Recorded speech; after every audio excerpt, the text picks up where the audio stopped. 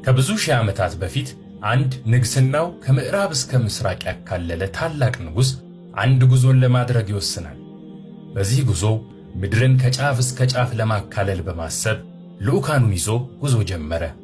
በመንገዱ ላይ የአላህን አህዳዊነት እያስተማረና አሻፈረኝ ያሉትን ደግሞ እየቀጣ ከምዕራብ አንስቶ ምስራቅ ጫፍ ድረስ ተጓዘ። በጉዞ በርካታ የአየር ንብረቶችን እያስተናገደ በአላህ አፈጣጠር እየተገረመና የአላህን ተአምራት እያስተነተነ ከአንድ ምስራቃዊ ስፍራ ደረሰ። በዚህ ጊዜ አንድ ከፀሐይ ግርዶ የማያገኙ የሆኑ ሕዝቦች የሚኖሩበትን ስፍራ አገኘ። በዚህ ስፍራ የገጠሙት እጅግ አሰቃቂና አስፈሪ ፍጡራን ለአካባቢው እጅግ አስቸጋሪና አዳጋች የነበሩ እንዲሁም ሰው በላ ፍጡራን ነበሩ። በዚህ አካባቢ ይኖሩ የነበሩት ሰዎች እነዚህ ጭፍራዎች በሚያደርሱባቸው በደል ይማረሩ እንጂ ወደፊት ከቂያማ ታላላቅ ክስተቶች ተርታ ተመድበው ለሰው ልጆች በሙሉ ፈተና ሊሆኑ እንደሚችሉ በጭራሽ አልጠረጠሩም።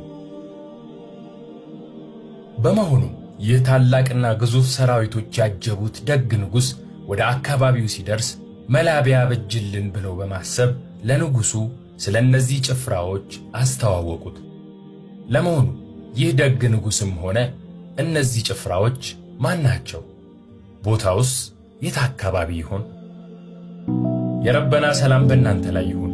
ታላላቅ የቂያማ ምልክቶችን ወደምንዳስስበት ፕሮግራም እንኳን ደህና መጣችሁ። ለቻናላችን አዲስ ከሆናችሁ ቻናሉን ሰብስክራይብ ማድረግ አትርሱ። ሁሌም የምንለቃቸው ቪዲዮዎች እንዲደርሳችሁ የደወል ምልክቷን በመጫን ቤተሰባችን ይሁኑ። እናመሰግናለን። በቦታው የነበሩት ሕዝቦች ይህንን ደግ ንጉሥ ባዩ ጊዜ በፍጥነት ወደሱ በመቅረብ ስሞታቸውን ማሰማት ጀመሩ። ነገር ግን አንድ አስቸጋሪ ጉዳይ ነበር። ይኸውም እነዚህ ሕዝቦች የሚናገሩትን ቋንቋ የሚረዳና ወደ ንጉሡ ቋንቋ የሚያስተረጉም ግለሰብ በአካባቢው አለመኖሩ ነበር። ንጉሡ እነዚህ ሕዝቦች አንዳች ክፉኛ ያስጨነቃቸው ጉዳይ መኖሩን በሚገባ ተረድቷል። በዚህም የእነሱን ቋንቋ ወደ ሌላ ቋንቋ እያስተረጎመ እሱ ወደሚረዳው ቋንቋ ለማስተርጎም 30 የሚሆኑ አስተርጓሚዎች በስፍራው ተሰባስበው ንጉሡ ፊት ቀረቡ። አንደኛው ለሌላኛው እያስተረጎመ ከ30 አስተርጓሚዎች በኋላ እነዚህ ንጉሥ ጋር ስጋታቸው በሚገባ ሊደርስ ቻለ። ያስጨነቃቸው ጉዳይ የሚከተለው ነበር። ንጉሥ ሆይ፣ እኛ ከነዚህ 2 ግዙፍ ተራራዎች ጀርባ የሚወጡ በብዛታቸውና በጭካኔያቸው ማንም የማይደርስባቸው የሆኑ ጭፍራዎች በጣም አስቸግረውናል። እነዚህ ጭፍራዎች የእጁጅና መእጁጅ ይባላል። ንጉሥ ሆይ፣ እባክህን እነሱ እኛ ወደምንኖርበት ስፍራ እንዳይመጡ የሚያግዳቸው የሆነን ግድብ እንድትሰራልን ግብር እንክፈልህ። ይህ ንጉሥ በሰማው ነገር እጅግ ተገረመ።